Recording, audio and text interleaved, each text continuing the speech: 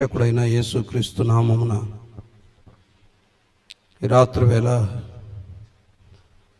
హృదయపూర్వక శుభములు అలాగే వందనాలు తెలియజేస్తూ ఉన్నాం. దేవుని వాక్య ధ్యాన కూడికలో చేరి వచ్చిన మీకందరికీ ప్రత్యేకమైన వందనాలు అలాగే కృతజ్ఞతలు. ప్రతికూల పరిస్థితుల్లో సైతం ఇంత కొద్దిమంది వస్తే అంత మంచిదే. వీలున్న వారందరూ రావటానికి ఇష్టపడి దేవుని సన్నిధికి చేరువచ్చిన మీకు అందరికీ ప్రభువు నామమున హృదయపూర్వకమైన కృతజ్ఞతలు తెలియచేస్తూ ఉన్నాం. ఈ రాత్రి దేవుని గ్రంథంలో కొన్ని సంగతులు ఆలోచించేద్దాం. గతంలో యాకోబు పత్రికలో నుండి వరుసగా మనము ధ్యానాలను విన్నాం. పత్రిక పుస్తకం కాకుండా ఒక వ్యక్తి జీవితాన్ని రానున్న దినాల్లో మనం ఆలోచించేద్దాం. అందుకు సహాయకరంగా దేవుని గ్రంథంలో నుండి హెబ్రీలకు రాసిన పత్రిక 11వ అధ్యాయం 21వ వచనం చదువుదాం. హెబ్రీలకు రాసిన పత్రిక 11వ అధ్యాయం 21వ వచనం. విశ్వాసమును బట్టి యాకోబు అవసాన కాలమందు యోసేపు కుమారులలో ఒక్కొక్కని ఆశీర్వదించి తన చేతి కర్ర మొదల మీద ఆనుకొని దేవునికి నమస్కారము చేశాను. ప్రార్థన చేద్దాం. నమ్మదగిన తండ్రి, మీకు స్తోత్రం చెల్లిస్తున్నాను. మీ సన్నిధి ఎంత నిర్మలమైనది, ఎంత శ్రేష్టమైనది. మీ సహవాసం ఎంత ఉన్నతమైనదో జ్ఞాపకం చేసుకొని మరొకసారి స్తోత్రం చెల్లిస్తున్నాం. ఈ రాత్రి మీ వాక్య ప్రకాశత మాకు అనుగ్రహించండి. మీ వాక్య వెలుగులో మా చీకటిని, మా తప్పిదాలను మీరు చూయించండి. మా ప్రభు అయిన యేసుక్రీస్తును మా మధ్య మీరు హెచ్చించండి, మహిమపరచండి. భక్తుల జీవితాలు మా క్షేమం కొరకై వ్రాయబడి ఉండగా అటు భక్తుల జీవితపు వెలుగులో మా బ్రతుకులను కూడా పోల్చుకొని సరిచేసుకోవటానికి సహాయము చేయండి. మీ దాసుడు ఎంత అల్పుడో మీకు తెలుసునన్నా మీ ఆత్మ సహాయాన్ని ఇవ్వండి. మా ప్రభు అయిన యేసుక్రీస్తుకు మహిమకరంగా మీ ప్రజలమైన మేమందరం మేలు పొందులాగున మాతో మీరు మాట్లాడి మహిమ పొందుమని ప్రభు అయిన యేసుక్రీస్తు అమూల్యమైన నామమున వినయమనస్తో స్తుతించి ప్రార్థన చేస్తున్నాం మా పరమ తండ్రి. ఆమేన్. ప్రియులారా, ఈ రాత్రి దేవుని గ్రంథంలో భక్తుడైన యాకోబు జీవితాన్ని గురించి మనం ఆలోచన చేయబోతున్నాం. పాత నిబంధన గ్రంథం, ఆదికాండం అంటే ఆరంభాల గ్రంథం అని అంటారు కదా. ఈ ఆదికాండంలో, ఈ ఆరంభాల గ్రంథంలో మొత్తం 50 అధ్యాయాలలో 2 భాగాలు చాలా స్థూలంగా విభజించుకోవటానికి 2 పార్ట్స్గా డివైడ్ చేయొచ్చు. మొదటి 11 అధ్యాయాలలో 4 గొప్ప సంభవాలు కనిపిస్తాయి. 4 గ్రేట్ ఈవెంట్స్, 4 గొప్ప సంభవాలు. 12 నుండి 50 అధ్యాయాలలో 4 గొప్ప వ్యక్తులు కనిపిస్తారు. 4 గ్రేట్ పర్సనాలిటీస్. అంటే సులభంగా ఆదికాండం అర్థం చేసుకోవాలంటే అంతే. మొదటి 11 అధ్యాయాలలో 4 గొప్ప సంభవాలు, 12 నుండి 50 అధ్యాయాలలో 4 గొప్ప వ్యక్తులు మనకు కనిపిస్తారు.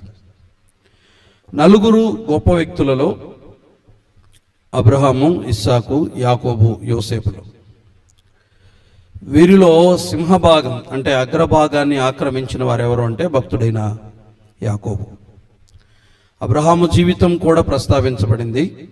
ఇస్సాకు జీవితం కొద్దిగా ప్రస్తావించబడింది. యాకోబు జీవితం ఎక్కువ స్థానాన్ని ఆక్రమించుకుంటుంది, యోసేపు ఆ తర్వాత స్థానాన్ని తీసుకుంటాడు. మనం చదువుకున్నటువంటి లేఖన భాగంలో ఒక యాకోబే ఆదికాండం 25 అధ్యాయం మొదలుకొని దాదాపు 50 వరకు, అంటే 49 అధ్యాయం ముగింపు వరకు యాకోబు కనిపిస్తాడు. మీరు కావలిస్తే గమనించండి. 25 అధ్యాయం మొదలుకొని 49 అధ్యాయం చివరి వచనం, అంటే దాదాపు 50వ అధ్యాయం వరకు యాకోబు కనిపిస్తాడు. అంటే ఆల్మోస్ట్ 25 చాప్టర్స్ ఎక్కడో ఒక స్థలంలో ఏదో ఒక విధంగా కనపడతాడు. అంటే అంత ఎక్కువ భాగాన్ని భక్తుడైన యాకోబు ఆక్రమిస్తాడు. ఇతని ప్రారంభం, ఇతని ముగింపు చాలా విచిత్రం. ఒకసారి అంటే ఓవర్వ్యూ ఈ రాత్రికి మాత్రం జస్ట్ అంత పైనుండి సమగ్రంగా ఆలోచించేద్దాం. తర్వాత వరుసగా ఆ భక్తుని జీవితంలోని మజిలీలను వరుసగా రానున్న దినాల్లో మనం ఆలోచించేద్దాం. ఒకసారి ఆది కాండానికి మనం వెళ్దాం. 25వ అధ్యాయం, ఆదికాండం 25వ అధ్యాయంలో ఈ భక్తుని జీవిత ప్రారంభాన్ని ఒకసారి మనం చూద్దాం. ఆదికాండం 25వ అధ్యాయం నేనే ఒక వచనాన్ని చదువుతాను. 25వ అధ్యాయం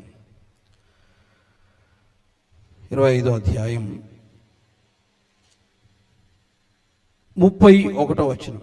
అందుకు యాకోబు, నీ జ్యేష్ఠత్వము నేడు నాకిమ్మని అడుగుగా ఏశావు, నేను చావుబోవుచున్నాను కదా, జ్యేష్ఠత్వము నాకెందుకు అనెను. అదొక వచనం గుర్తుంచుకోండి. 27వ అధ్యాయంలో కూడా మరొక వచనం చదువుదాం. 27వ అధ్యాయం మరొక వచనాన్ని చదువుదాం. 19వ వచనం. అందుకు యాకోబు 27:19, నేను ఏశావు అను నీ జ్యేష్ఠ కుమారుడను, నీవు నాతో చెప్పిన ప్రకారము చేసి ఉన్నాను. నీవు నన్ను దీవించుటకై దయచేసి లేచి కూర్చుండి నేను వేటాడి తెచ్చిన దానిని తినుము అని అన్నాడు. 2 సందర్భాలలో ఇతని జీవితం, ఇతని ప్రస్థానం ఎలా ఉంటుందంటే, ఆశీర్వాదము కొరకై ప్రాకులాడి ఇతరులను ఆశీర్వదించే స్థానానికి వెళ్తాడు. ఆశీర్వాదము కొరకై పరుగెత్తినటువంటి యాకోబు ప్రారంభ దినాల్లో అన్న జ్యేష్ఠత్వం అనే దీవెన కొరకై, తండ్రి అనుగ్రహించే దీవెనల కొరకై యాకోబు చేసిన ప్రయత్నాలు 2 ఆమోదయోగ్యమైనవి కాదు. అంటే అతని అంతరంగంలో ఆశీర్వాదాన్ని పొందాలన్న ప్రయత్నం ప్రారంభ దినాల్లో చూస్తాం. అక్కడ నుండి ప్రారంభమై ఆదికాండం మనం ఎబ్రీ పత్రిక 11వ అధ్యాయం 26వ వచనంలో ఏమని చదువుకున్నాం? 21వ వచనంలో ఆశీర్వదించి యోసేపు కుమారులలో ఒక్కొక్కని ఆశీర్వదించి అని. అంటే ఆశీర్వదించబడిన స్థానము నుండి ఆశీర్వదించే స్థానానికి ఎదిగిన యాకోబును మనం చూస్తాం. ఇతని జీవితం ఒకే చోట లేదు, స్టేబుల్గా కనిపించదు. ఇతని జీవితంలో చాలా హెచ్చుతగ్గులు కనిపిస్తాయి. అప్ అండ్ డౌన్స్ ఉన్నాయి, ఆ బలహీనతలు ఉన్నాయి, బలాలు ఉన్నాయి. దేవుని గ్రంథం దేన్ని ఉపేక్షించాల. అతని బలాలనేమి పెద్దగా గణపరిచి మాట్లాడాల, అతని బలహీనతల్ని మరుగు చేయటానికి ప్రయత్నం చేయాల. చాలా ఓపెన్గా ఈ భక్తుని జీవితాన్ని మన ఎదురుగా పెడుతుంది. ఎందుకంటే గ్రంథం దేవుడు పక్షపాతి కాడు కాబట్టి. ఆశీర్వదించబడిన స్థానం నుండి ఆశీర్వదించే స్థానానికి ఇతను ఎదిగాడు, ఇతరులను ఆశీర్వదించే స్థానానికి. అంటే ఇతని ఆత్మీయ జీవిత యాత్రలో పురోగతిని మనం చూస్తాం, అభివృద్ధిని చూస్తాం. అంటే ఒకే దాంతో స్టేబుల్గా లేడు, ఉన్న దానితో తృప్తి చెందినట్టుగా లేడు. ఇతను ఒక ఉన్నతమైన స్థానానికి ఎదిగినట్టు. ఇతని ముగింపు చాలా అద్భుతమైంది. ఇతరులను ఆశీర్వదించి చేతి కర్ర మొదల మీద ఆనుకొని దేవునికి నమస్కారం చేసి ఆయన లోకాన్ని విడిచిపెట్టి వెళ్ళినట్టుగా మనం చూస్తాం. ప్రియులారా, ఈ రాత్రి ఒక చిన్న పరిశీలన మనల్ని గురించి. ఎక్కడ నుండి ప్రారంభించాం మన ఆత్మీయ జీవిత ప్రస్థానం, మన ప్రయాణం? నేడు మనం ఎక్కడున్నాం? లోకాన్ని మనం విడిచి వెళ్ళేలోగు ఏ స్థానానికి మనం చేరాలి అన్నది యాకోబు మన ముందు ఒక సవాలు ఉంచుతున్నాడు. ఏ ఎదుగు బొదుగులని జీవితాలు, ఏమాత్రం అభివృద్ధి కానీ లేకపోతే ఎలాంటి పరిణతి కానీ ఎలాంటి పరిపక్వత కానీ అభివృద్ధి కానీ ఆ పెరుగుదల కానీ ఆత్మీయ జీవితాలు నేటి దినాల్లో సంఘాల నిండా మనకు కనిపిస్తాయి. ఈ రాత్రి ఒకవేళ వారిలో నీవు ఒకడివైతే యాకోబు జీవితాన్ని ఒకసారి చూడు. ఎక్కడి నుండి ఎక్కడికి ఎదిగాడు? ఆత్మ సంబంధమైన జీవితంలో, భౌతిక సంబంధమైనటువంటి లాభాలలో, లేకపోతే ఆర్థిక విషయాలలో, లేకపోతే భౌతిక సంబంధమైనటువంటి వీటిలో ఆయన ఇలా కనిపించడు. కానీ అందులో కూడా ఆశీర్వదించబడిన ఎక్కువగా కనిపించేది ఇతని ఆత్మీయ జీవిత పరిణతిని మనం చూస్తాం. రైట్, ఈ భక్తుని జీవితాన్ని ఆలోచన చేయడానికి వరుసగా కొన్ని విషయాలు ముందు మనం ఆలోచన చేద్దాం. ముందుగా గ్రంథములో ఈయన స్థానాన్ని చూద్దాం. గ్రంథములో ఈయనకు ఇవ్వబడిన స్థానం మనం ఆలోచన చేద్దాం. దయచేసి ఒకసారి చూడండి. ఇందాక మనం చదువుకున్నాం కదా, దేవుని గ్రంథంలో, బైబిల్లో అంటే ఆది కాండంలో సగము భాగాన్ని ఈయన ఆక్రమిస్తాడు. 50%. అంటే 50 అధ్యాయాల ఆది కాండంలో ఉంటే 25 నుండి 50 వరకు, అంటే దాదాపు 25%, ఆల్మోస్ట్ 25 నుండి 50 వరకు, అంటే సగము భాగాన్ని ఆక్రమిస్తాడు. ఎక్కడ? ఒక్క ఆది కాండంలోనే 50% ఇతను ఆక్రమించాడు. ఇతని పేరు సారిసారికి ప్రస్తావించబడింది. ఎక్కడ? బైబిల్ అంతట్లో. యాకోబు ఇశ్రాయేలుగా మార్చబడి ఇశ్రాయేలు పేరును దేవుడు పూర్తిగా స్థిరపరిచాడు. ఒక మాట చెప్పాలంటే Bible is full of Jacob. దేవుని గ్రంథం పూర్తిగా యాకోబు చేత నింపబడింది. యేసుక్రీస్తు చేత నింపబడింది, దావీదు చేత నింపబడింది, యాకోబు చేత కూడా నింపబడింది. ఇశ్రాయేలీయులను దేవుడు సంబోధించిన ప్రతిసారి ఏమంటాడు చెప్పండి? యాకోబు, ఇశ్రాయేలు అని అంటాడు. నేను ఏర్పరచుకుని యాకోబు సంతతి వారలారా, ఇశ్రాయేలు వారలారా. ఇశ్రాయేలీయులను పేరు పెట్టి పిలవటానికి, అడ్రస్ చేయటానికి దేవుడు వాడుకున్న వ్యక్తి ఎవరంటే యాకోబే. దాదాపుగా బైబిల్ అంతట్లో ఫుల్ ఆఫ్ జాకబ్. బైబిల్ అంతా ఫుల్ ఆఫ్ జాకబ్. దాదాపు చివరి భాగం వరకు యాకోబు నింపబడ్డాడు. దేవుని గ్రంథం అంతటిలో నింపబడ్డాడు. పూర్తిగా ఆ దేవుని గ్రంథాన్ని ఆక్రమించాడు. ఒకసారి ఊహించండి, గ్రంథంలో ఇతని స్థానం ఏంటంటే ఆల్మోస్ట్ ఆల్ ఆక్యుపైడ్. దాదాపు ప్రతి పుస్తకంలో ఏదో ఒక సందర్భంలో, ఏదో ఒక పర్యాయం తప్పనిసరిగా యాకోబు యొక్క పేరు ప్రస్తావన మనకు కనిపిస్తుంది. మన జీవితాలు, మన పేర్లు, మన స్థితి, మన స్థానాలు ఏ భాగాలను ఆక్రమిస్తాయో మనకు తెలియదు. కానీ దేవుని కొలతలో, దేవుని యొక్క వెలుగులో, దేవుని యొక్క ఆలోచనలో యాకోబు దేవుని గ్రంథము నిండా నింపబడ్డాడు. అది దేవుని యొక్క ప్రణాళిక అతని పట్ల. దేవుని లెక్కలో యాకోబు పూర్తిగా నిండిపోయాడు. దేవుని గ్రంథంలో, దేవుని లెక్కలో నేడు మన స్థితి, మన స్థానాలు ఎంత? భక్తులందరితో పోల్చి చూసుకుంటే మన స్థితి, మన స్థానాన్ని ఒకసారి ఆలోచించేద్దాం. చూడండి, ఇతని వరుస కాలక్రమం మనకు కనిపిస్తుంది గ్రంథంలో.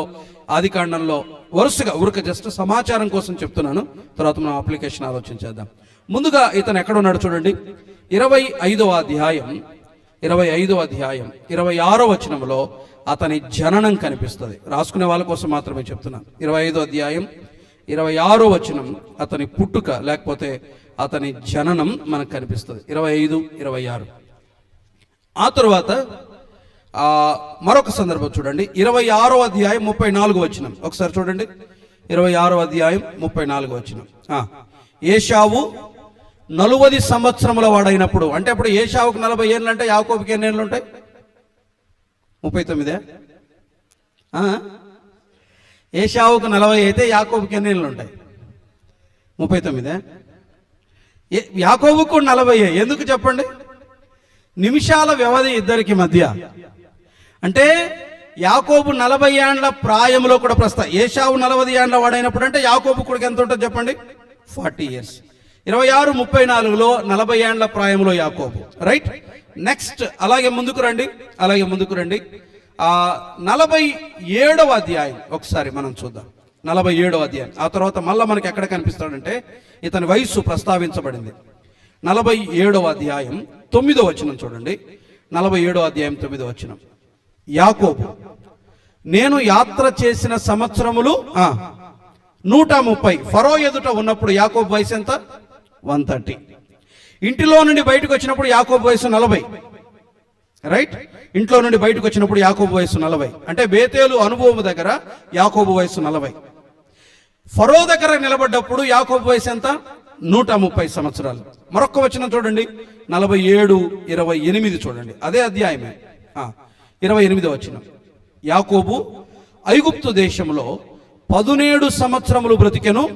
యాకోబు దినములు అనగా అతడు జీవించిన సంవత్సరములు ఎంత? 147, 147, ఆల్మోస్ట్ 150 ఇయర్స్. 150 ఏండ్ల జీవిత పరిమాణం యాకోబుది. 150 ఏళ్ళు బ్రతికాడు. 150 ఏండ్ల చరిత్ర ఈ 25 అధ్యాయాల్లో మనకు కనిపిస్తుంది. మనకు వయస్సును బట్టి అక్కడక్కడ రాయబడలేదు, కానీ కొన్ని చోట్ల మాత్రమే యాకోబు వయసు ప్రస్తావించబడింది. అంటే అతని జననం, 40 ఏండ్ల ప్రాయంలో అతని పరిచయం, అంటే బేతేలును దాటి వచ్చినప్పుడు బేతేలు అనుభవం దగ్గర, తర్వాత ఫరో దగ్గర 130 ఏండ్లప్పుడు అతని అనుభవం, ఐగుప్తులో మొత్తం అతను జీవించిన కాలం, అతను జీవించిన కాలమంతా ఐగుప్తులో 17 సంవత్సరాలు ఉన్నాడు. మొత్తం 147 సంవత్సరాలు యాకోబు జీవించినట్టు మనం చూస్తాం. గ్రంథంలో ఇతని గూర్చిన ప్రస్తావన, లేకపోతే ఇతని పేరును గూర్చిన ప్రస్తావన, వీటన్నిటికంటే మించి ఇతనికి ఒక స్థానం ఇవ్వబడింది. ఇందాక మనం చదువుకున్నామే 11వ అధ్యాయం 21వ వచనం, విశ్వాస వీరుల పట్టిలో ఇతని స్థానం. దేవుని గ్రంథములో ఇతనికి స్థానం. రెండవది, విశ్వాస వీరుల పట్టిలో ఇతనికి స్థానం ఉంది. విశ్వాస వీరుల పట్టిలో ఇతడు విస్మరించబడలా, విశ్వాస వీరుల పట్టిలో ఇతనికి స్థానం ఉంది. వాస్తవానికి ఎవరు యాకోబు? ప్రారంభ దినాల్లో అబద్ధమాడాడు, మోసం చేశాడు, పారిపోయాడు, దుఃఖాన్ని కలిగించాడు. కానీ దేవుడు ఈ భక్తుణ్ణి విశ్వాస వీరుల పట్టిలో చేర్చాడు. బలహీనతలు కలిగిన వారే, లోపాలున్న వారే, దేవుడు వారి విశ్వాసాన్ని చూసి వారిని విశ్వాస వీరుల పట్టిలో చేర్చాడు. యాకోబు విశ్వాస వీరుల పట్టిలో చేరగలిగినప్పుడు ఒకసారి ఆలోచించేద్దాం. మన జీవితాలు దేవుడు ఎందుకు ఆ స్థానానికి తీసుకెళ్ళాడు అంటే, మార్చబడిన యాకోబు, రూపాంతరము చెందిన యాకోబు, మార్చబడుతూ వచ్చిన యాకోబును మనం చూస్తాం. నా బలహీనతలను నేను మర్చిపోలేను, నా వల్ల కాదు, నేను మారనేమో, నేను ఇక లేవలేనేమో, నేను నడవలేనేమో, నేను జీవించలేమో. దయచేసి ఈ ఆలోచనలు పక్కన పెట్టండి. నాలాంటి వ్యక్తిత్వం యాకోబుది. నాలా మాట్లాడినవాడు యాకోబు. నాలా చాలా సందర్భాలలో మాట జారినవాడు యాకోబు. మోసము చేసినవాడు యాకోబు. అబద్ధమాడినవాడు యాకోబు. తండ్రి దగ్గర అబద్ధమాడినవాడు, తండ్రిని మోసం చేసినవాడు. కానీ అతని జీవిత పరిణామ క్రమం, కాలక్రమంలో ప్రభువు సంధించటం, ప్రభువుతో అతని సహవాసం, భక్తుడైన అబ్రహాముతో అతని సహవాసం, కాలక్రమంలో చివరి అధ్యాయాల్లో ఒక ఉన్నతమైన ఆత్మీయ హెచ్చు స్థితిలో ఆయన కనిపిస్తాడు. అంటే పీక్లో, బాగా పర్వత శిఖరం పైన ఈ భక్తుని జీవితం కనిపిస్తుంది. మన జీవితాలు కూడా రూపాంతరం చెందుతాయి, మన జీవితాలు కూడా మార్చబడతాయి. రోమపత్రిక 12:1-2 వచనాలు అవే చెప్తుంది. సజీవ యాగముగా మీ శరీరములను ఆయనకు సమర్పించుకోండి. ఎందుకని? మీ మనస్సు మారి రూపాంతరము చెందినట్లు. ట్రాన్స్ఫార్మేషన్. జీవితాలు రూపాంతరం చెందాయి. దయచేసి ప్రస్తుత మీ బలహీనతల్ని చూసి దిగులు పడకండి. ప్రస్తుత మీ లోపాలను చూసి కృంగిపోవద్దు. లోపాలు సరిచేయబడతాయి, బలహీనతలు క్రమపరచబడతాయి. మనము కూడా దేవుని ఆశించిన స్థానానికి చేరటానికి అవకాశం ఉంది. ఈ భక్తుడు ఆ స్థానాన్ని స్వీకరించగలిగినప్పుడు మనకు ప్రోత్సాహాన్ని కలిగిస్తాడు. దేవుని గ్రంథములో ఇతని స్థానం, విశ్వాస వీరుల పట్టిలో ఇతని స్థానం. మరొక వచనం మనం చదువుకుందాం, చూడండి. నిర్గమాకాండం 3వ అధ్యాయం,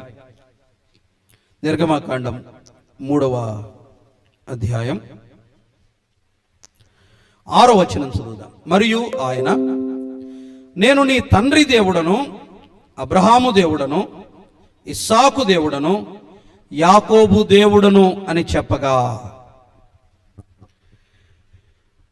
ఇతడు ముగ్గురు పితరులలో ఇతనికి స్థానం ఉంది. యోసేపు లేడు. మళ్ళా నేను యోసేపు దేవుడను అని చాలా రేరుగా చెప్తాడు. ఈ ముగ్గురి దేవుడిగా పిలువబడ్డాడు ఆయన. నేను అబ్రహాము దేవుణ్ణి, ఇస్సాకు దేవుణ్ణి, యాకోబు దేవుణ్ణి. కొత్త నిబంధనలో యేసుక్రీస్తు ప్రభు కూడా ప్రస్తావించాడు చూడండి, అదే మాట ఒకసారి మనం చదువుకుందాం. లూకాసు వార్త ఈ పితరుల ప్రస్తావన మనకు కొత్త నిబంధనలో కూడా కనిపిస్తుంది. ఒకసారి ఆ మాట గుర్తొస్తుంది, జస్ట్ అక్కడికి వెళ్ళొద్దాం. 20వ అధ్యాయం 37వ వచనం. 20వ అధ్యాయం 37వ వచనం. అదే రెఫరెన్సే యేసుక్రీస్తు ప్రభు తన నోటితో మాట్లాడతాడు. 20వ అధ్యాయం 37వ వచనం. పొదను గురించిన భాగములో ప్రభువు అబ్రహాము దేవుడనియు ఇస్సాకు దేవుడనియు యాకోబు దేవుడనియు చెప్పుచు అనే మాట యేసుక్రీస్తు ప్రభువు కూడా తన నోటితో ప్రస్తావించాడు. దేవుడు తనను గురించి తాను పరిచయం చేసుకోవాల్సి వచ్చినప్పుడు నేను యాకోబు దేవుడను అని పరిచయం చేసుకోవడానికి ఆయన అతిశయించాడు. వారిని గురించి నేను సిగ్గుపడువాడను కాను అంటాడు హెబ్రీ పత్రికలో. నేను అలా పిలువబడటానికి నేను సిగ్గుపడువాడను కాను అని అంటాడు. వారి పేరట ఆయన పిలువబడ్డాడు. యాకోబు దేవుడు అని ఆయన తన నామాన్ని ఘనపరుచుకున్నాడు. యాకోబు దేవుడని పిలువబడ్డానికి ఆయన ఇష్టపడ్డాడు. దేవుడు కూడా దాన్ని తన పేరుగా ఆమోదించాడు, అంగీకరించాడు. దేవుడు కూడా అంగీకరించాడు. దేవునికి ఉన్నటువంటి చాలా పేర్లలో ఒక పేరు ఏంటంటే ఆయన యాకోబు దేవుడు అనే ఒక పేరు. ఎబెనెజర్ దేవుడు. ఆ ప్రివిలేజ్, ఆ ధన్యత, ఆ ఆధిక్యత నా వల్ల అవుతుందా? నీ పేరట నీ దేవుడు దానియేలు దేవుడు అని పిలువబడ్డాడు.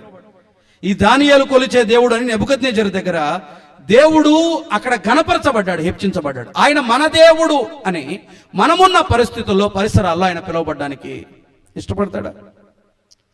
దాన్ని ఆయన అందును బట్టి దాని ద్వారా ఆయన మహిమపరచబడతాడా? ఒకసారి ఆలోచించేయండి. మన దేవుడు నీ పేరట నీ దేవుడు అని నీ ఉన్న స్థలంలో బహుశా నిన్ను బట్టి అవమానపరచబడుతున్నాడేమో. నీ దేవుడు అని నిన్ను బట్టి అవమానపరచబడుతున్నాడేమో. కానీ ఆయన యాకోబు దేవుడు అని అతిశయించాడు, అలా పేరు పిలువబడ్డానికి. పితరులలో ఒకడుగా, పితరులు అని మనం ఎవరినైతే పిలుస్తామో ప్యాట్రియాక్స్ అంటాం కదా, ఆ పితరులలో యాకోబు ఒకడిగా ఉన్నాడు. ఇతని స్థానం, ఇతని ప్లేస్ విశ్వాస వీరుల పట్టిలో గ్రంథములో ముగ్గురు పితరులలో ఒకడిగా ఇతని పేరు ప్రస్తావించబడింది. రైట్, ఇతని గ్రంథములో ఇతని స్థానం. రెండవది, ఒకసారి ఇతని పితరుల దగ్గరికి వెళ్ళి వద్దాం. యాకోబు యొక్క పితరులను గురించి ఆలోచించేద్దాం. దయచేసి హెబ్రీలకు రాసిన పత్రిక 11వ అధ్యాయం 9వ వచనం ఇంకొకసారి చూడండి. హెబ్రీ పత్రిక 11వ అధ్యాయం 9వ వచనం. విశ్వాసమును బట్టి అతడును అతనితో ఆ వాగ్దానమునకు సమాన వారసులైన ఇస్సాకు యాకోబు అనువారును గుడారములలో నివసించుచు. నా ప్రశ్న ఏంటంటే, యాకోబు ప్రారంభ దినాల్లో గుడారములో వీరి ముగ్గురు నివసించారా? మీకేమైనా ఐడియా ఉందా? యాకోబు జన్మించినప్పుడు అబ్రాహాము ఉన్నాడా? చెప్పండి. బైబిల్ తెలిసిన అంటే మీకు ఐడియా ఉన్న వాళ్ళు చెప్పండి. యాకోబు ఉన్నప్పుడు అబ్రాహాము ఉన్నాడా? ఉన్నాడు. అబ్రహాము గుడారములో ఉండగా యాకోబు జన్మించాడు. ఇంకా అబ్రహాం బ్రతికే ఉన్నాడు, చనిపోలా. అబ్రహాము చనిపోలా అప్పటికి. ఇంకా యాకోబు జన్మించిన తర్వాత అబ్రహాము చనిపోతాడు. అబ్రహాము మరణం, యాకోబు జననం తర్వాత. అందుకనే యాకోబుని గురించి ఒక మాట రాయబడింది చూడండి. 25వ అధ్యాయం ఆదికాండం వచనం మనకు తెలుసు, జస్ట్ మనం చదువుకుందాం. ఆదికాండం 25 ఊరక తిప్పాల్సి వస్తుంది ఈరోజు పరిచయం కాబట్టి జస్ట్ జ్ఞాపకం చేసుకుందాం. 25వ అధ్యాయం 27వ వచనం. ఆ చిన్నవారు ఎదిగినప్పుడు ఏశావు వేటాడుట యందు నేర్పరి అయి అరణ్యవాసిగా ఉండెను. యాకోబు సాధువై గుడారములలో నివసించెను. యాకోబు సాధువై గుడారములలో నివసించుచుండెను. యాకోబు గుడారములో ఉన్న కాలములో ఆ పితరునితో ఇతనికి పరిచయం ఉంది. అబ్రహాముతో యాకోబుకు పరిచయం ఉంది. నేను నమ్మేది ఏంటంటే హెబ్రీ పత్రిక 11:9 విశ్వాసమును బట్టి వాగ్దానమునకు సమాన వారసులైన అబ్రహాము, ఇస్సాకు, యాకోబు గుడారములలో నివసించుచు అనే మాట.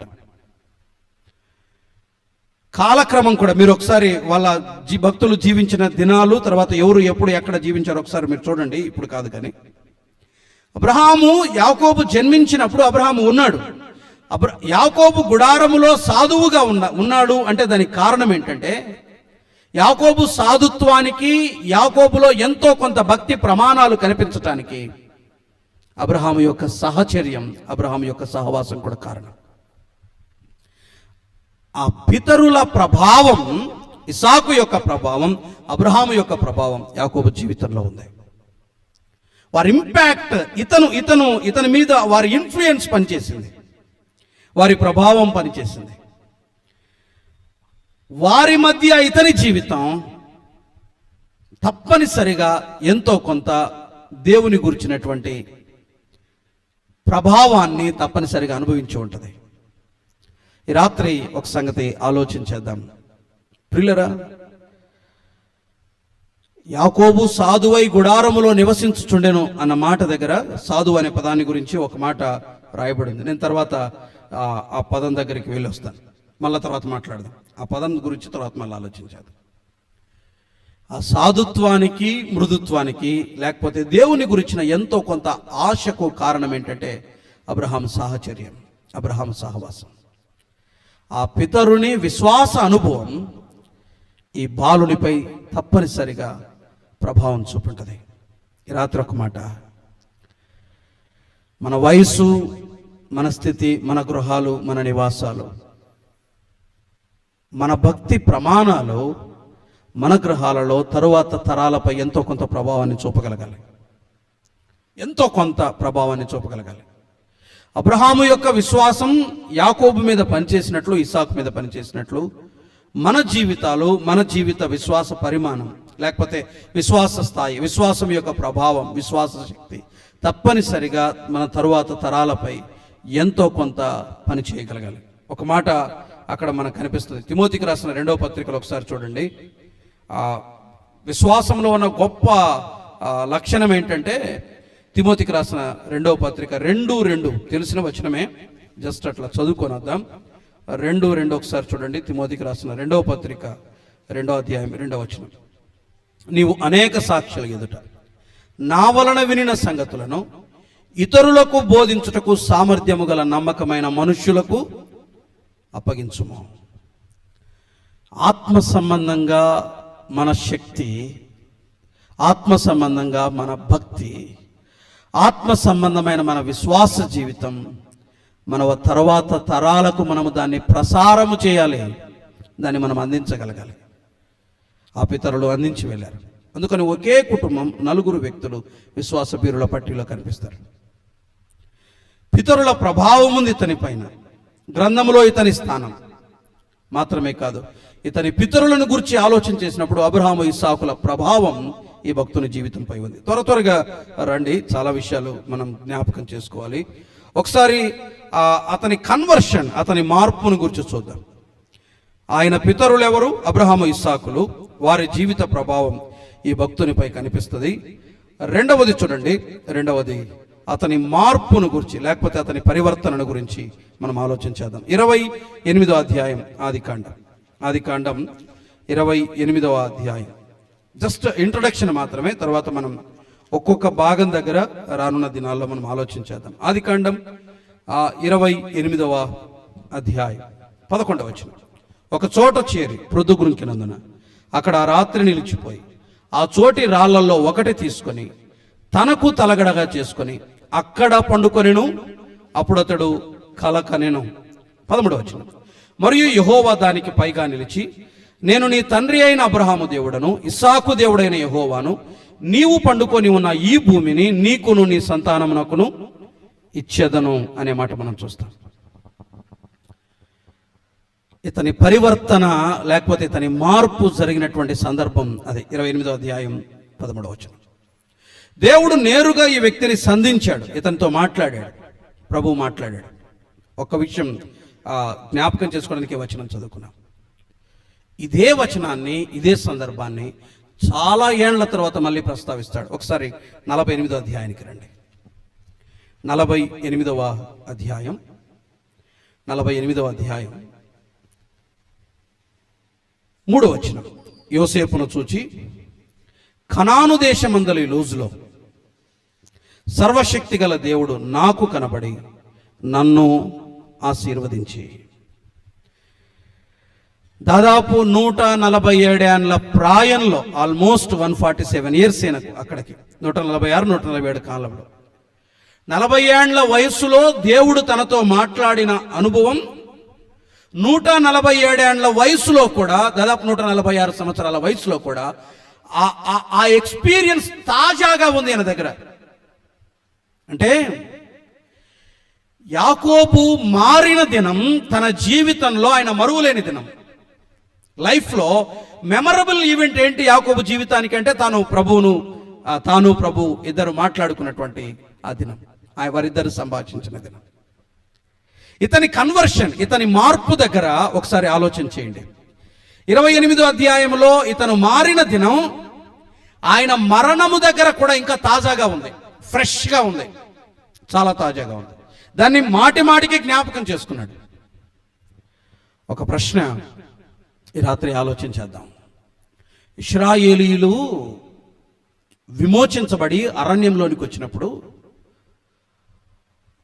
ఐగుప్తును దాటి వచ్చిన సందర్భాన్ని ప్రతిసారి జ్ఞాపకం చేసుకుంటూ ఒక మాట అన్నారు, నువ్వు మమ్మల్ని ఎందుకు తోడుకొని వచ్చావు, మాకు ఐగుప్తులో సమాధులు లేవా? మన భాషలో చెప్పాలంటే మేము ఎందుకు రక్షించబడ్డాం? ఊరకనే రక్షించబడ్డాం, రక్షించబడకపోయింటేనే బాగుండేది. అది మన భాషలో ఇశ్రాయేలీలు అన్నమాట. వారి మార్పు వారికి సంతాపాన్ని కలిగించింది. నా ప్రశ్న ఏంటంటే, నీ మార్పు నీకు సంతాపాన్ని కలిగిస్తుందా, సంతోషాన్ని కలిగిస్తుందా? యాకోబు పరివర్తన, యాకోబు మార్పు, యాకోబు క్రీస్తును సంధించటం, లేకపోతే దేవుని అంగీకరించటం, దేవుని చేత మార్చబడ్డం, బేతేలు అనుభవం ఆయన జీవితంలో అత్యంత సంతోషకరమైన అనుభవం. అందుకనే జీవిత చివరి దినాల్లో కూడా దాన్ని బట్టి ఆనందించాడు. గుండె మీద చేసుకుని చెప్పండి, నీవు రక్షించబడినందుకు నిజంగా ఆనందిస్తున్నావా? యథార్థంగా ఒప్పుకుందాం. నీ రక్షణ దినం నిజంగా నీకు సంతోషించే దినమేనా? నీ కన్వర్షన్ ఇక్కడే అర్థమైపోతుంది. నీ మార్పు ఎంత ఖచ్చితమైంది ఇక్కడే అర్థమైపోతుంది. నీ మార్పును బట్టి నీకు దుఃఖమా, నీకు ఆనందమా? యేసుక్రీస్తు ప్రభు కూడా ఒక మాట అంటాడు, దేవా మేము దయ్యాలు ఎలగొడుతున్నామని వస్తారు శిష్యులు వచ్చి. ప్రభు ఏమంటాడు తెలుసా? దయ్యములు లోబడుతున్నాయని మీరు సంతోషించొద్దండి, మీ పేర్లు జీవగ్రంథమందు రాయబడి ఉన్నవని సంతోషించండి అంటే. నీ పరిచర్యను బట్టి కదా ఆనందించాల్సింది, నువ్వు వాక్యం బాగా చెప్తున్నందుకు కదా ఆనందించాల్సింది. సంఘం విస్తరిస్తుంది, ఇది కొంతవరకు ఆనందమే. కానీ మన పరిచర్య కంటే, మన వరము కంటే, మన పని కంటే మనకు ఎక్కువ ఆనందాన్ని కలిగించాల్సింది ఏంటి చెప్పండి? మన మార్పు. నేను రక్షించబడ్డాను, అది గుర్తొచ్చిన ప్రతిసారి హృదయం పొంగాలి, ఉల్లసించాలి. ఉందా ఎక్స్పీరియన్స్? ఉందా అనుభవం? ఉందా? నువ్వు మారినందుకు సంతోషిస్తున్నావా, సంతాపడుతున్నావా? యాకోబు మరణము వరకు ఆనందించాడు. కనాను దేశమందలి లూజులో సర్వశక్తి గల దేవుడు నాకు కనబడి నన్ను ఆశీర్వదించి. ఆ ఎక్స్పీరియన్స్ తన లైఫ్లో తాజాగా ఉంది. సారికి జ్ఞాపకం చేసుకున్నాడు. నీవు రక్షించబడిన దినం నిజంగా నీకు సంతోషాన్ని కలిగించేదనా? యాకోబు పరివర్తన జెన్యూన్, యాకోబు మార్పు నిజమైనది, యాకోబు మార్పు వాస్తవమైనది. మాత్రమే కాదు, యాకోబు పరివర్తన దగ్గర మనం ఆలోచించాల్సిన మరొక సంగతి ఏంటంటే, మార్పు చెందిన యాకోబు అలాగే లేడు. మార్పు చెందిన యాకోబు ఆదికాండం 28వ అధ్యాయంలో ఉన్న యాకోబు, ఆదికాండం 48వ అధ్యాయంలో ఉన్న యాకోబు అక్కడే కాదు. ఇప్పుడు ఈయనకు చాలా అనుభవాలు వచ్చాయి. చూడండి ఆయన ఏమంటాడు 48వ అధ్యాయంలోనే 15వ వచనం చూడండి. 48వ అధ్యాయం 15వ వచనం. అతడు యోసేపును దీవించి, నా పితరులైన అబ్రహాము ఇస్సాకులు ఎవని ఎదుట నడుచుచుండిరో ఆ దేవుడు, నేను పుట్టినది మొదలుకొని నేటి వరకు ఎవడు నన్ను పోషించనో ఆ దేవుడు అంటాడు. తనను కూడా కలుపుకొని ఒక మాట అంటాడు, నేను ఆ దేవుని ఎదుట నడిచాను. ఆ దేవుని చేత పోషించబడ్డాను, ఆ దేవుని చేత నేను తప్పించబడ్డాను, ఆ దేవుని చేత నేను ఆశీర్వదించబడ్డాను. ఇతని ఆత్మీయ అనుభవాలు నానాటికి పెరిగాయి. హలో, బాగా వినాలి. రక్షించబడిన నాడున్న నీకు అనుభవం అదే అనుభవమేనా? నీ అనుభవాలు దేవునితో పెరుగుతూ వస్తూ ఉన్నాయా? సారికి మాట్లాడాడు, దాదాపు 7 పర్యాయాలు మాట్లాడతాడు యాకోబుతో, ఇంచుమించు దాదాపు. ఐఎమ్ నాట్ షూర్, ఖచ్చితంగా తెలియదు, కానీ దాదాపు 7 కంటే ఎక్కువ సార్లు. అబ్రహాము కంటే ఇస్సాకు కంటే ఎక్కువ సార్లు మాట్లాడే దేవుడు యాకోబుతోనే, ఈవెన్ యోసేపు కంటే కూడా ఎక్కువ సందర్భాలు మాట్లాడింది దేవుడు యాకోబుతోనే. అబ్రహాము కంటే, ఇస్సాకు కంటే, యోసేపు కంటే ఎక్కువ పర్యాయాలు యాకోబుతోనే మాట్లాడాడు. దాదాపు 7 పర్యాయాలు అనుకుంటా. మీరు ఒకసారి కౌంట్ చేయండి, ఒకవేళ తప్పైతే సరి చేయండి, దాన్ని మనం సరి చేసుకుందాం. నాకు జ్ఞాపకం ఉండి 7 times, ఇంకా అంతకంటే ఎక్కువ మార్లు కూడా కావచ్చు. అంటే ఆత్మ సంబంధమైన దేవునితో తన అనుభవాలు పెరుగుతూ వెళ్ళిపోయాయి యాకోబు. మన ఎక్స్పీరియన్సెస్ పెరుగుతున్నాయి. అంటే నీ ఆత్మీయ అనుభవాలు నానాటికి వర్ధిల్లుతున్నాయి, పెరుగుతున్నాయా? లేకపోతే అవే ఎక్స్పీరియన్సెస్? నువ్వు రక్షించబడినది ఒక్కటేనా? నీకు ఇంకేం లేదా దేవునితో? ఇంకా వేరే ఎక్స్పీరియన్సెస్ లేవా? దేవునితో మాట్లాడింది, నీవు దేవునితో మాట్లాడింది, దేవుడు నీ ప్రార్థన ఆలకించింది, నీ జీవితంలో అద్భుతం చేసింది, ఇంకేమైనా ఎక్స్పీరియన్సెస్ ఉన్నాయా దేవునితో? నేను ప్రభువు మళ్ళీ మళ్ళీ నీతో మాట్లాడే దినం. మనం ఏమైపోయామంటే, రక్షించబడ్డాం చాలు, నాకు శాశ్వతమైన రక్షణ దొరికింది అని దాంతో సంతృప్తి పడతా ఉన్నాం.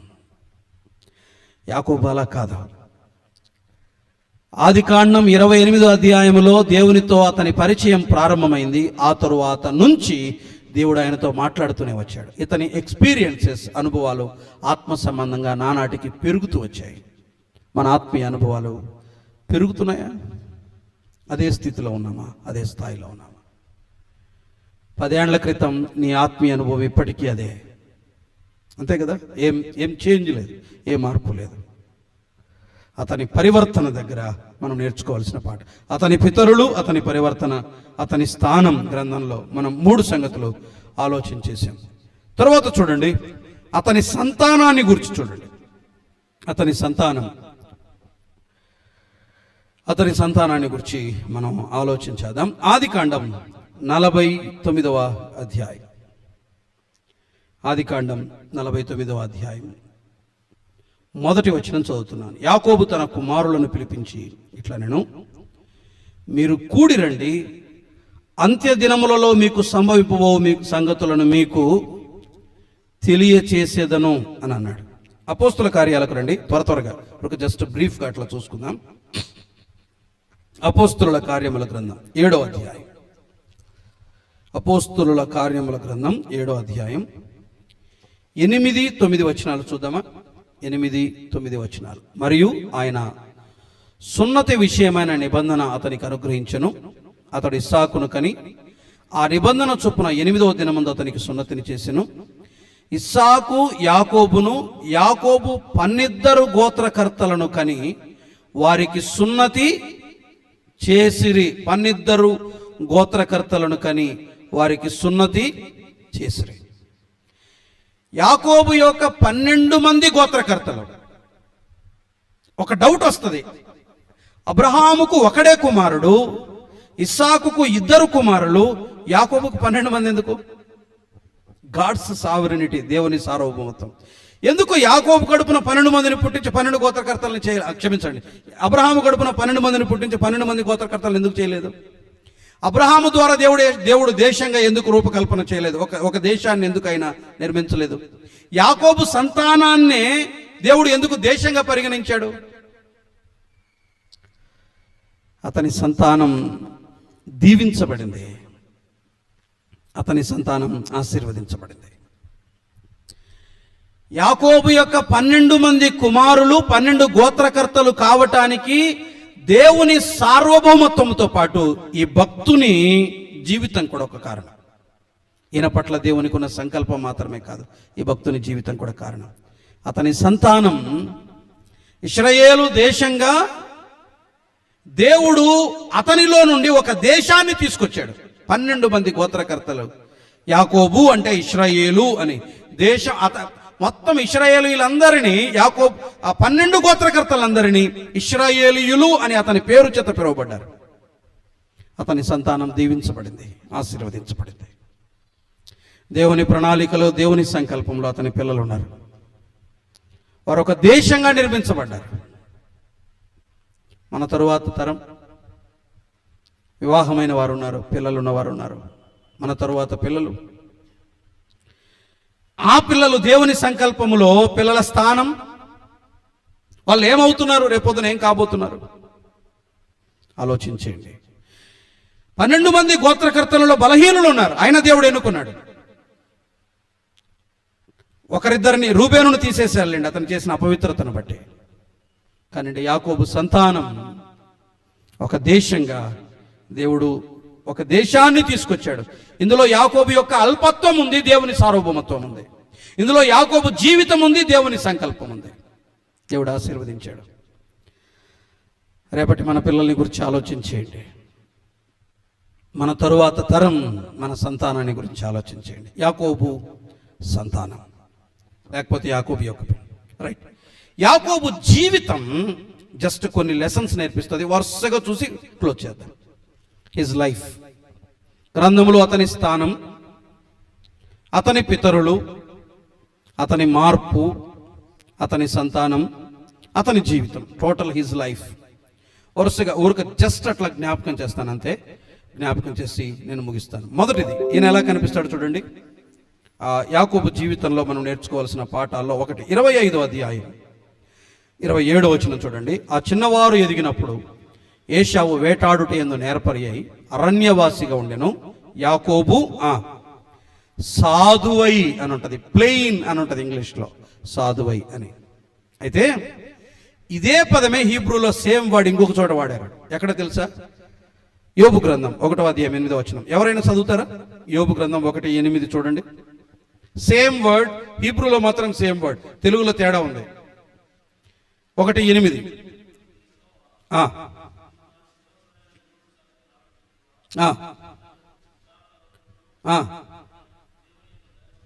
యథార్థవర్ధనుడును న్యాయవంతుడునై చెడుతనమును విసర్జించిన వాడు. యథార్థవంతుడు ఉంది కదా, వాస్తవానికి పరిపూర్ణుడు అని ఉంటది, కంప్లీట్ మెన్ అని ఉంటది.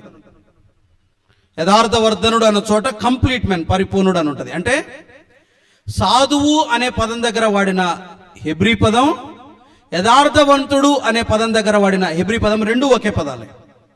అంటే పర్ఫెక్ట్, పరిపూర్ణుడు అని అర్థం. యాకోబును దేవుడు ఒక పర్ఫెక్ట్ మ్యాన్ గా, ప్లెయిన్ మ్యాన్ గా, సాధువుగా చూశాడు. ఇంకా చెప్పాలంటే యాకోబును యోబును భక్తి విషయంలో సమానం చేసి మాట్లాడాడు. యోబును యాకోబును భక్తి విషయంలో సమానునిగా చేసి మాట్లాడాడు.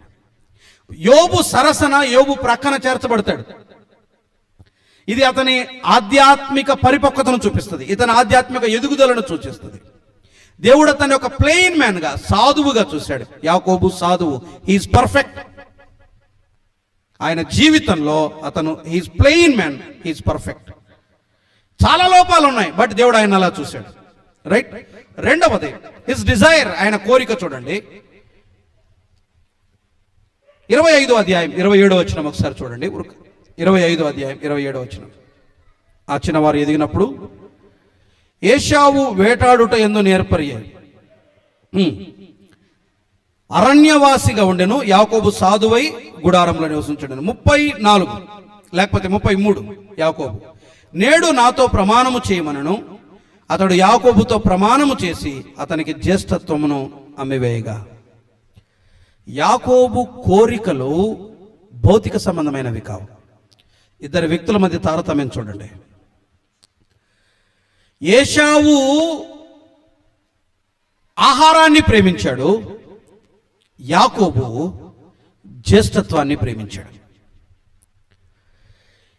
ఏశావు టెంపరరీ, తాత్కాలికమైన దాన్ని ప్రేమించాడు. యాకోబు శాశ్వతమైన దాన్ని ప్రేమించాడు. అతని కోరిక ఆత్మ సంబంధమైనది. అతడు సంపాదించుకున్న విధానం తప్పు కానీ, బట్ అతని డిజైర్ కరెక్ట్. తర్వాత ఇస్సాకు దగ్గరికి వెళ్ళి దీవించమని కోరతాడే, ఆ దీవెన వెనుక ఉన్న అతని కోరిక సరి అయింది, కానీ విధానం మాత్రం తప్పు. మన కోరికలు, మన ఆశలు భౌతిక సంబంధమైనవా, ఆత్మ సంబంధమైనవా? యాకోబు మనకు నేర్పించే పాఠం అదే. దేని కొరకు మనం ప్రాకులాడుతున్నాం? దేని కొరకు పరిగెడతా ఉన్నాం? వేటి మీద మనకు ఎక్కువ మక్కువ? దేని మీద మన మనస్సు ఉంది? పరసంబంధమైన వాటి మీద, భూ సంబంధమైన వాటి మీద? జ్యేష్ఠత్వం,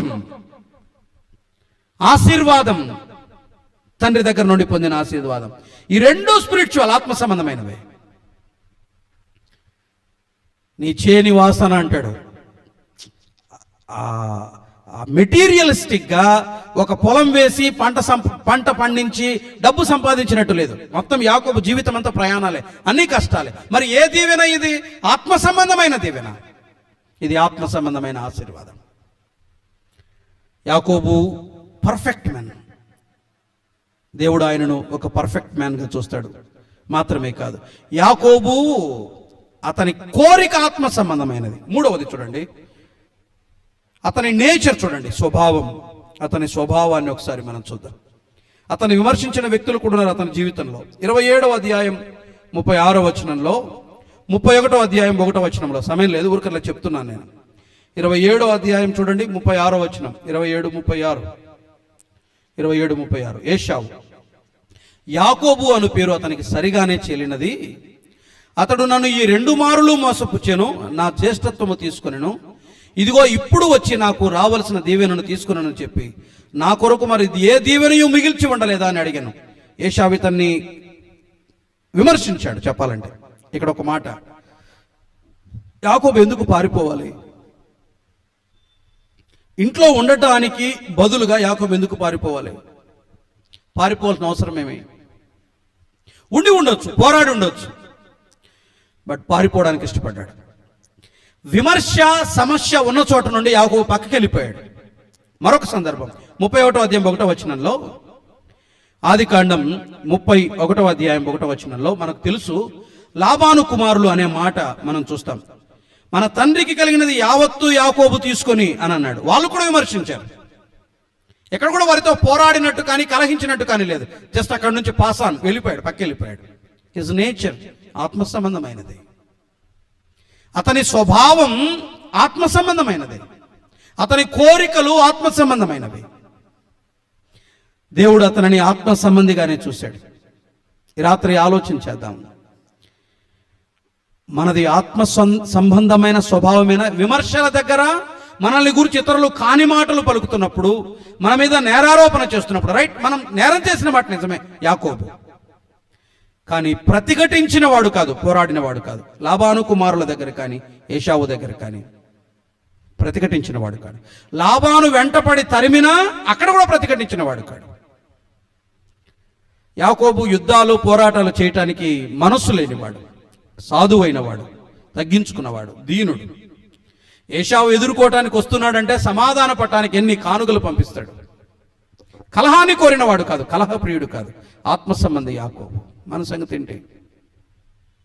ఆత్మ సంబంధులమైన మన స్వభావం విమర్శ దగ్గర, నిరాకరణల దగ్గర, నింద దగ్గర, శ్రమ దగ్గర మనది ఆత్మ సంబంధమైన స్వభావమేనా మనది? యాకోబు ఆత్మ సంబంధమైన స్వభావం కలిగిన వాడు, రైట్. యాకోబు ఆత్మ సంబంధమైన మాదిరి కలిగిన వాడు. ఈ మాట చదివి ప్రార్థన చేస్తాను. ఒకసారి చూడండి 28వ అధ్యాయం 18వ వచనం. 28:18. తెల్లవారినప్పుడు యాకోబు లేచి తాను తలగడగా చేసుకున్న రాయి తీసి దానిని స్తంభముగా నిలిపి దాని కొన మీద నూనె పోసెను అని చూస్తాం. దాని కొన మీద నూనె పోసెను. 25, 28, 31, 45లో మరొక స్తంభం కనిపిస్తుంది. 35, 14లో మరొక స్తంభం. 35, 20లో మరొక స్తంభం. దాదాపు 4 పర్యాయాలు ఇతడు స్తంభములను స్థాపించాడు. తరువాత తరాలకు ఒక సాక్ష్యాన్ని వదిలి వెళ్ళాడు. ఆ స్తంభాలు దేవునిని గుర్చిన సాక్ష్యాన్ని ఇచ్చాయి. ఆ స్తంభాలు దేవునితో యాకోబుకున్న సంబంధాన్ని గురించి సాక్ష్యాన్ని ఇచ్చాయి. తరువాత తరాలకు తనను గుర్చిన సాక్ష్యాన్ని విడిచిపెట్టి వెళ్ళాడు. తన దేవుణ్ణి గుర్చిన సాక్ష్యాన్ని తర్వాత తరాలకు విడిచిపెట్టి వెళ్ళాడు. రానున్న తరాలకు నీవు ఏ అడుగుజాడలను విడిచిపెట్టి వెళ్తున్నావు? ఏం వదిలిపెట్టి వెళ్తాం? నువ్వు వెళ్ళిపోయిన తర్వాత నిన్ను గురించి ఏం చెప్పుకుంటారు? యాకోబుని గురించి చెప్పుకోవటానికి, దేవునికి యాకోబుకున్న సంబంధాన్ని గురించి చెప్పుకోవటానికి ఆ స్తంభాలు మాట్లాడతాయి, అవి సాక్ష్యం పలుకుతాయి. ఇప్పుడు మాట్లాడుకుంటాం మనం, తర్వాత భవిష్యత్తు రోజుల్లో వాటి దగ్గర కూడా ఆలోచించేద్దాం, ఆ సంగతులు కూడా ఆలోచించేద్దాం. జస్ట్ ఇది సమ్మరీ, మొత్తం సమగ్రంగా యాకోబు జీవితాన్ని గురించి ఆలోచన చేస్తున్నాం. యాకోబు విడిచి వెళ్ళిన శ్రేష్టమైన మాదిరి, ఆత్మ సంబంధమైన మాదిరి. యాకోబు జీవితంలో అతను ఆత్మ సంబంధిగా కనిపిస్తాడు. దేవుడు పర్ఫెక్ట్ మ్యాన్గా చూశాడు. అతని కోరిక ఆత్మ సంబంధమైనది, అతని స్వభావం ఆత్మ సంబంధమైనది. అతను విడిచి వెళ్ళిన మాదిరి కూడా ఏంటి చెప్పండి? ఆత్మ సంబంధమైనది. ఒకసారి యాకోబు జీవితాన్ని చూద్దాం. ఆ భక్తుని జీవితపు వెలుగులో మనం ఒకసారి మనల్ని మనం సరి చేసుకుందాం, పరిశీలించుకుందాం. రానున్న దినాలలో ఈ భక్తుని జీవితంలో నుండి వరుసగా కొన్ని సంగతులు ఆలోచించేస్తూ వెళ్దాం. ప్రార్థన పూర్వకంగా రానున్న దినాల్లో సిద్ధపడిపోతాం. దేవుడి తలంపులు మనందరి క్షేమం కొరకై ఆశీర్వదించి దీవించును గాక. ప్రార్థన చేద్దాం. నమ్మదగిన తండ్రి, మీకు స్తోత్రం చెల్లిస్తున్నాను. యాకోబు జీవితం అంతటిని కొద్దిగా ఒక చోట కూర్చి ఆలోచించడానికి మీ ఆత్మ సహాయాన్ని ఇచ్చారు. మీకు వందనాలు. ఏదో ఒక సందర్భంలో, ఏదో ఒక స్థలంలో మాతో మాట్లాడుతూ వస్తున్నారు ప్రభువా. మీరు మాట్లాడుతుండగానే విధేయత చూపటానికి, సరి చేసుకోవటానికి మాకు మనసు ఇవ్వండి. మేము ఎదగాలి, మాకు పరిపక్వత కావాలి, మేము పరిణతి చెందాలి, మేము వర్ధిల్లాలి. ఆశీర్వాదము పొందిన యాకోబు ఆశీర్వదించిన స్థాయికి వెళ్ళిన స్థితిని మేము చూస్తున్నాం. ఆగిపోయాం ప్రభువా, కొన్ని చోట్ల నిలవబడిపోయాం.